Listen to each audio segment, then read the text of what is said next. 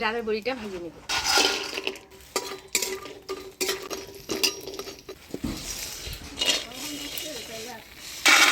বড়াগুলো লাল লাল করে ভেজে নিলাম। এবার ফোড়নে দেবো কালো জিরা, শুকনো লঙ্কা, কালো জিরা। এবার দিয়ে দিচ্ছি আলু।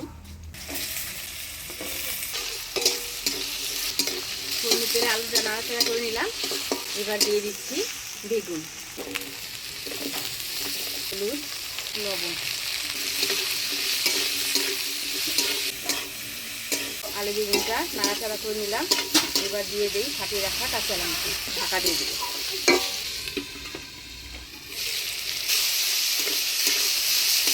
আলু বেগুনটা ফোড়নের তেলে একটু ভাজা ভাজা করে নিলাম। এবার দিয়ে দিচ্ছি পালং শাক।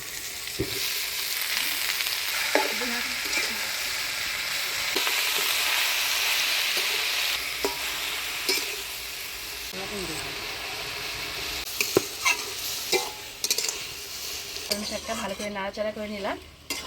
এবারে অল্প জল দিয়ে দিই। জলের বড়িগুলো দিয়ে দিলাম। 2 মিনিট ঢাকা দিয়ে জাল দিয়ে নেব।